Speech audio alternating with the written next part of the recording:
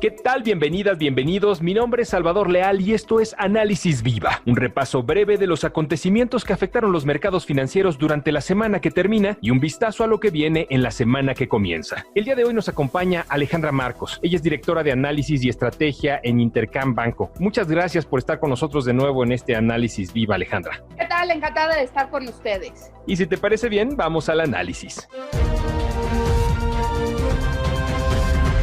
Comencemos con datos de esta semana. PMI, manufactura y servicios en China, en la eurozona y en Estados Unidos, con datos que llaman mucho la atención. Sí, esta semana yo creo que lo más relevante y que mantuvo la atención de los inversionistas fueron los indicadores adelantados de actividad económica, estos PMI, que hay que recordar que arriba de 50 puntos muestran que la actividad económica se está acelerando y abajo de 50 puntos muestran todo lo contrario, que la actividad económica se está desacelerando. Entonces, comenzando con China, tuvimos un PMI manufacturero de 53.1 puntos, mejor a lo esperado. De hecho, muestra que la economía china sigue avanzando. En el caso de la eurozona, tuvimos un PMI en particular de manufacturas y de servicios menor a lo esperado. En el caso de manufacturas, se ubicó en 51.7, que si bien está en terreno de expansión, es muy semejante a lo que vimos en el mes anterior. Y en el caso de servicios, tuvimos un PMI de 50.1 puntos, que se compara negativamente contra 54.7 puntos observado en el mes previo. Se desacelera y esto tomando en cuenta aún que se hablan de nuevos estímulos fiscales, por ejemplo en Francia, en donde esta semana se está discutiendo la posibilidad de aprobar un estímulo fiscal cercano a 100,000 millones de euros. Ahora, en el caso de Estados Unidos tenemos una historia muy diferente. En el caso de las manufacturas se ubica en 56 puntos, muy por arriba de consenso, arriba de lo que observábamos el mes pasado. Tenemos un alza en la mayoría de los componentes, exceptando inventarios, y lo que muestra a final de cuentas es un número mucho mayor a los meses previos y un máximo desde agosto del 2018. Las nuevas órdenes, que es primordialmente importante y que explican el crecimiento futuro, también se aceleraron de manera importante hasta los 67 puntos. Entonces, esto muestra a final de cuentas que la recuperación o el rebote que estamos viendo contra meses previos es diferenciado. Estados Unidos muy bien, apunta de hecho al que el tercer trimestre de este año podríamos estar creciendo en esa región cercano al 28-29% en el PIB para el tercer trimestre, pero que en España, en Europa, en la eurozona, en el Reino Unido en general, las cosas se han venido enfriando.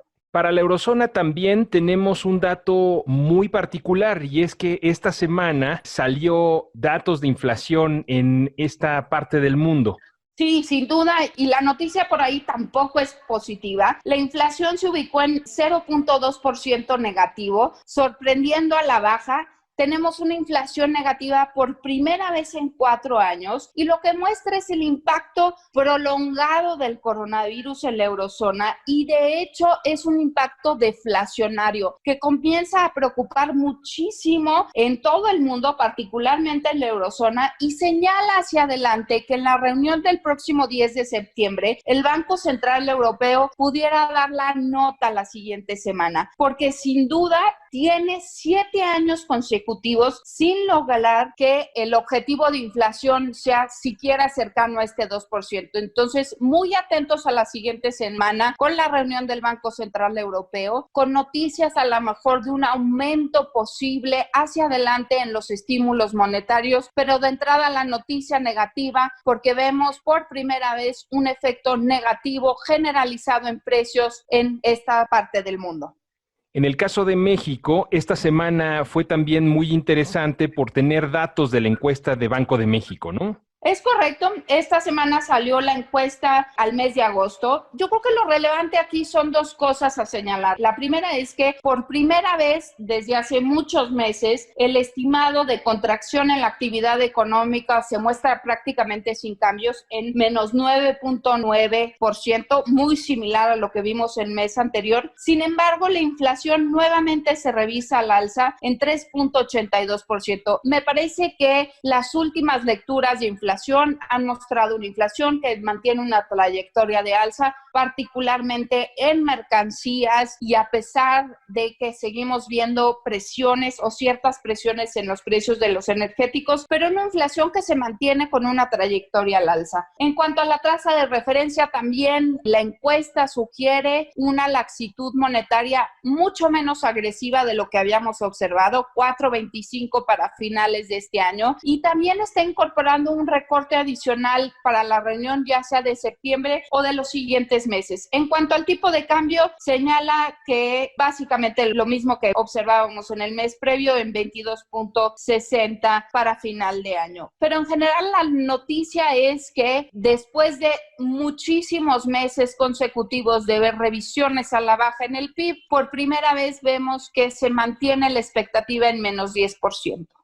En el otro lado del espectro, el Instituto Mexicano de Ejecutivos en Finanzas, el IMEF, también publicó indicadores esta semana, ¿no? Estos indicadores del IMEF son muy semejantes a los PMIs que hablábamos hace rato, muestran la actividad económica adelantada del mes y sugieren por ahí un poco cómo puede estar el PIB hacia adelante, y malas noticias para México porque tanto el de manufacturas como el de servicios se mantiene por debajo del mes previo. Llama mucho la atención el de manufacturas, que se mantiene en 45 puntos o que baja contra 47.8 puntos previo, y es muy relevante porque la actividad económica de Estados Unidos pareciera estar recuperándose de manera muy importante y de manera muy vigorosa. Entonces, esto no solo es en contra de lo que estimaba en general el mercado, sino también en contra de la tendencia de los últimos 2 meses. En el caso de los servicios, se mantiene en 46.1, ligeramente abajo de lo que veíamos el mes previo de 47.1 puntos, pero lo que sugiere es que la demanda doméstica sigue significativamente débil y que hacia adelante probablemente lo que veamos para el PIB de México es un rebote o una recuperación liderado básicamente por el sector externo, principalmente por exportaciones.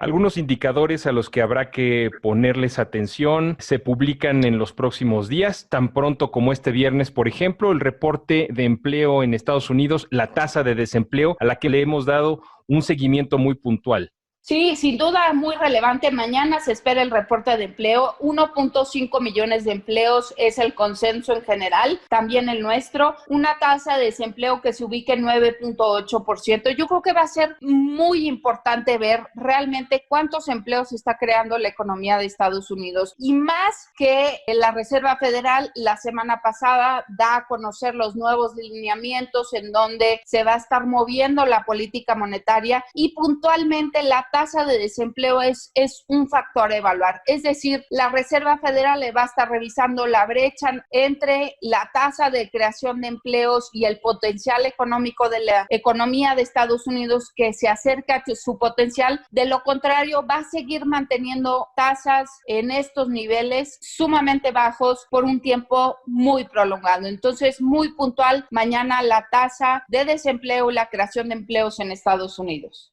Para la próxima semana en México va a ser una semana muy importante porque es la semana que se presenta el presupuesto del gobierno federal por parte de la Secretaría de Hacienda y Crédito Público. Yo creo que la siguiente semana todos vamos a estar esperando noticias con respecto a este asunto. Particularmente importante ver qué se espera con respecto a la recaudación, cuáles son los lineamientos y los precriterios de la Secretaría de Hacienda y Crédito Público, que sabemos que seguramente se van a estar revisando a la baja con respecto a la actividad económica, pero también muy importante hay que señalar si la administración presente sigue apuntando a esta disciplina fiscal y que sobre todo veamos los niveles esperados de endeudamiento público del gobierno federal. Yo creo que particularmente importante ver qué se espera en términos generales del desempeño de la economía y sobre todo de los niveles de endeudamiento esperados para el siguiente año, que hay que señalar que de entrada este año se esperan que por lo menos aumenten cerca de 10 puntos base, cercanos al 60%.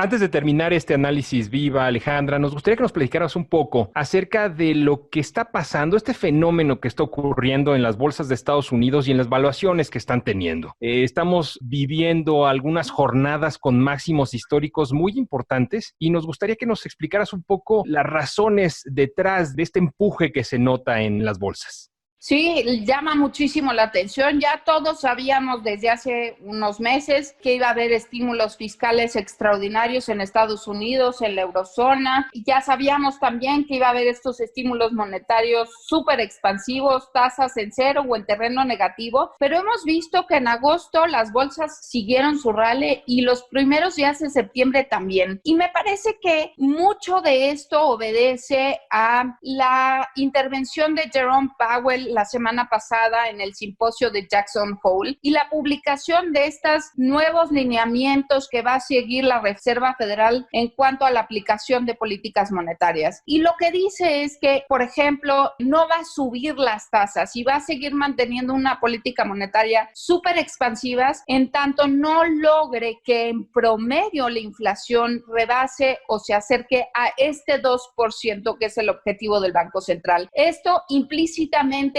significa que vamos a tener tasas bajas y una política monetaria súper expansiva, no nada más en el 2020 y en el 2021, sino los inversionistas empiezan a pensar cuánto tiempo más, considerando que la inflación ha tenido un efecto negativo en términos generales en cuanto a la inflación. Y estamos en valuaciones históricamente elevadas. Por ejemplo, el PU del S&P se ubica arriba de 27 veces con todo y la corrección que tuvimos el día de hoy en los mercados, muy lejos de este 20 veces del promedio de los últimos 5 años, con valuaciones en términos de PU de Apple, de Tesla, de Netflix, de Amazon, superiores al triple dígito. Para ponerte un ejemplo, con todo y el split accionario de Tesla esta semana 5 veces a 1, la valuación está en cerca de 1000 veces PU, 959 veces para ser exacto, es decir, tendrías que esperarte casi 1000 años para ver recuperar tu inversión y muy probablemente estos máximos que tocaron el día de ayer los mercados obedece al sector tecnológico y obedece a esta política monetaria hiperlaxa, no nada más en Estados Unidos, sino también en la eurozona. El tema es si el día de hoy empezó una corrección sana y una toma de utilidades en el mercado, dado que vemos todavía emisoras en Estados Unidos y en muchas partes del mundo con un fuerte rezago y con valuaciones previa al COVID. Ahí la pregunta, ahí es donde realmente vale la pena definir si estamos frente a esta toma de utilidades o si lo que vimos el día de hoy es únicamente una pausa en este rally que ha sorprendido a propios y extraños y en donde el S&P lleva un rendimiento súper positivo en un mercado y en una economía que se enfrenta a la peor recesión de los últimos 100 años. Muy interesante todo lo que nos comentas, Alejandra. Te agradecemos mucho por acompañarnos el día de hoy en este Análisis Viva. Encantada de estar con ustedes. Muy buenas tardes.